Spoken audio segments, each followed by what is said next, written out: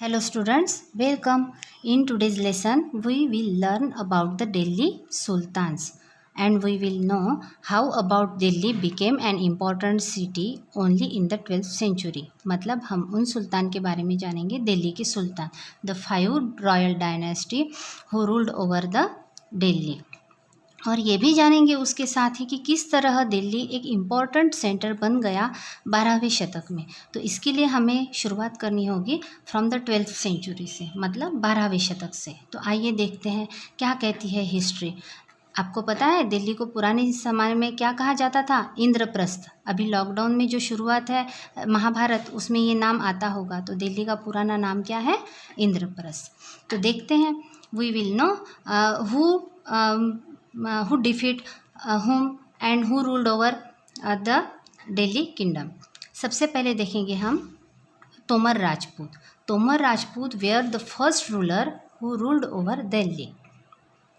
और सबसे पहला शासक कौन था तोमर राजपूत डायनेस्टी का? अनंगपाल। क्या नाम था उसका? अनंगपाल। नेक्स्ट पेज में हम इसके बारे में देखेंगे। अब इस अनंगपाल को, मतलब तोमर राजपूत डायनेस्टी जो था उसका जो रूलर था, वो फर्स्ट रूलर कौन था? अनंगपाल। अब क्या हुआ कि इस Tomar Rajput were dynasty was defeated by the first ruler of, first नहीं कह सकते हम, चौहान जो डायनेस्टी थी उसका फेमस किंग था कौन? पृथ्वीराज चौहान। इस पृथ्वीराज चौहान ने तोमर राजपूतों को हरा के दिल्ली का शासन अपने कब्जे में कर लिया। They defeated in the middle, और कब हराया? In the middle of the 12th century by the Chauhans. Chauhans किस नाम से जाने जाते थे? चाहमान्स के नाम से भी जाने जाते थे। कहाँ के थे ये लोग? अजमेर के। कहाँ के थे चाहमान? अजमेर के। और किनको हराया? तोमर राजपूत। तो फिर सबसे पहले कौन सी डायनेस्टी रूल करती थी दिल्ली पे? तोमर राजपूत। और उसके बाद कौन से थे? चौहान। और it was under the Tomar and Chauhans that Delhi became an important commercial centre. Commercial centre means जहाँ ट्रेड, मतलब बिजनेस बहुत बड़ी मात्रा में होता है। तो कमर्शियल सेंटर बन गया। क्यों बन गया? हर कोई चीज़ बनने के पीछे there are always some reasons. तो फर्स्ट हम देखेंगे कि which are the reason that's why the Delhi become an important commercial centre. तो ये कारण थे। कौन से रीजन्स थे? Many rich Jain merchants lived in the city and constructed several temples. अब उनमें क्या रहते थे? मर्चेंट्स। और मर्चेंट्स जहाँ रहेंगे, मतलब बिजनेसमैन जहाँ रहेंगे, वहाँ बिजनेस तो होगा ही। और उन्होंने क्या किया कि सेवरल कंस्ट्रक्शंस किए। किसके? टेम्पल्स के। और इसके साथ ही यहाँ कॉइन्स मिंटेड किए जाते थे, मतलब सिक्के ढाले जाते थे। अब जहाँ सिक्के ढाले जाते हैं वो तो मेन प्लेस होगा ही। उन्हें क्या कहा जाता था? देहलीवाल। ये इंपॉर्टेंट है, इस पर क्वेश्चन आता है कि जो दिल्ली में जो कॉइन्स मिंटेड होते थे उन्हें क्या कहा जाता था? तो क्या कहा जाता था? Dehliwal. They it had a wide circulation, मतलब वो सभी जगह, बहुत सारी जगह चलते थे। अब जो सिक्के बहुत सारी जगह चलते हैं और जिस जगह पर वो ढाले जाएंगे उसे तो इम्पोर्टेंस आने ही वाला है। तो हो गया ये फर्स्ट पैराग्राफ। हमने क्या देखा इसमें कि सबसे पहले Delhi was ruled by Tomar Rajput and Tomar Rajput were defeated by Chauhans. Chauhans were from Ajmer and Delhi become an important commercial centre within the reign of Tomars and Chauhans. Then अब हम ये देखेंगे कि दिल्ली का ट्रांसफॉर्मेशन धीरे धीरे एक कैपिटल के रूप में किस तरह होने लगा। तो देखिए, ये टेबल पर देखिए, यहाँ जो 5 डायनेस्टी है जिसके बारे में हम अगले पेज पर देखेंगे, 5 डायनेस्टी ने जो है वो यहाँ पे कंस्ट्रक्शन किए। तो आपको इस टेबल में ये ढूंढना है कि ये जो 5 डायनेस्टीज़ ने डिफरेंट कंस्ट्रक्शंस किए वो कहाँ के किए और किसने ये कंस्ट्रक्शन किसने किया, मतलब सीरी किसने बनाया है, जहाँपनाह किसने बनाया, दिल्ली कोहना किसने कंस्ट्रक्ट किया है। तो ये आपका एज ए होमवर्क है। You have to search out what these constructions were built by the which ruler.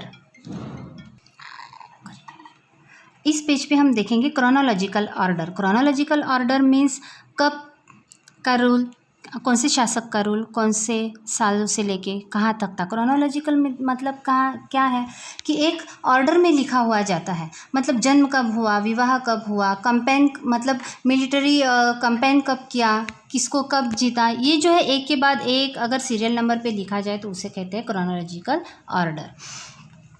तो सबसे पहले देखिए यहाँ लिखा हुआ है कि पहले तोमर थे, तोमर का सबसे पहला शासक अनंगपाल था। उसके बाद कौन सी डायनेस्टी आई? चौहान डायनेस्टी।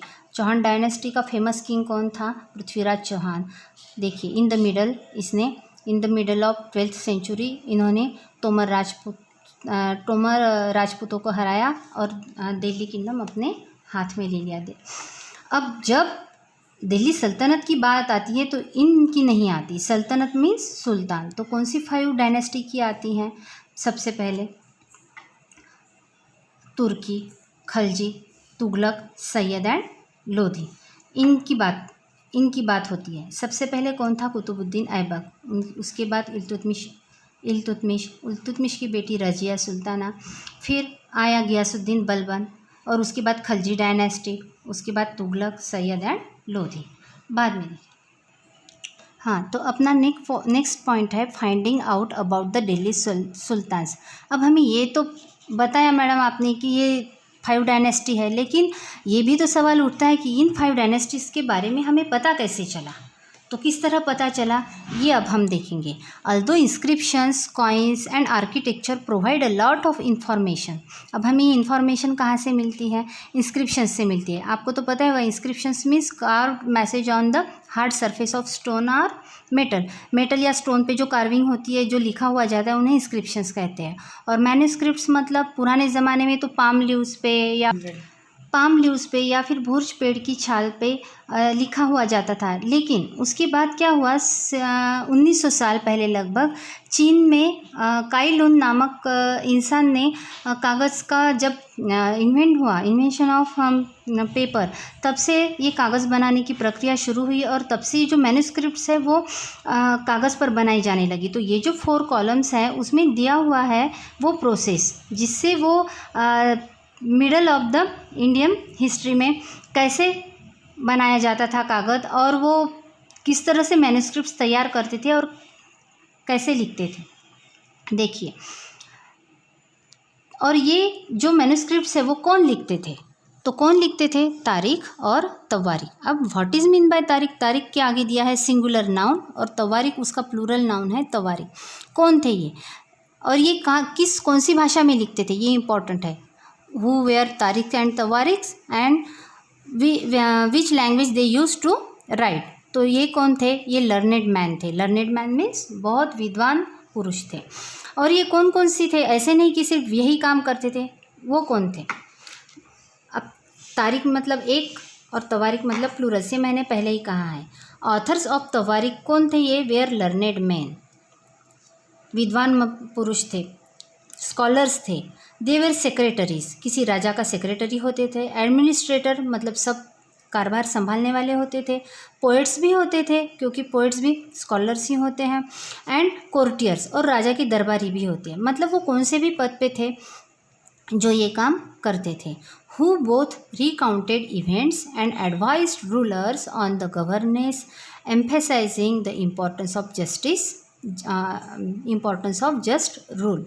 अब ये राजा को सलाह भी देते थे और उनके कामकाज में मदद भी करते थे और उन्हें बताते भी थे कि आपने क्या करना है, और धर्म के प्रति भी उनका कर्तव्य बताते थे। तो ऐसे ये तारीख और तवारीख थे। और कौन सी भाषा में लिखते थे? मैंने I have already tell you that they use Persian language to write. अब ऐसे ही एक तवारीख का नाम है मुदब्बिर। मुदब्बिर क्या कहा है उसने? A king can not survive without soldiers. उसने कहा है कि एक किंग राज्य नहीं कर सकता किसके बिना? सोल्जर्स के सिवा, क्योंकि soldiers are important to rule over the country for military campaign and for the protection of the kingdom. And soldiers can not live without salaries. अब सोल्जर्स क्या ऐसे भूखी सेवा करेंगे? उनको खाने पीने के लिए सैलरी तो देनी ही पड़ेगी। और सैलरी कहाँ से आएगी? सैलरी भी तो लोगों से ही आएगी। तो किससे आएंगी? रेवेन्यू से। रेवेन्यू मतलब कर, टैक्स। और टैक्स कहाँ से आएगा? उन्हें तो पीपल से कलेक्ट करना पड़ेगा। और टैक्स तो ये तो नहीं दे सकते, सोल्जर्स तो नहीं दे सकते, फिर कौन देंगे? मर्चेंट्स देंगे, पीजेंट्स देंगे। तो इसलिए राजा को पहले किसे खुश करना पड़ेगा? पीजेंट्स को। और पीजेंट्स क्यों? Why? Because peasants can give tax only when they are prosperous, मतलब अगर वो वेल्दी हो और हैप्पी हो, मतलब अगर उनकी खेती में कुछ उत्पन्न होता हो, if they got crops only then they could pay the tax. Therefore it's very important to take care of the peasants, and it happens when the king promotes justice and honest governance. और peasants तभी खुश रह सकता है जब एक king न्याय से और एक प्रामाणिक न्याय देकर राज, ऑनेस्ट मतलब प्रामाणिकता से जब राज्य करता हो तभी ये संभव है।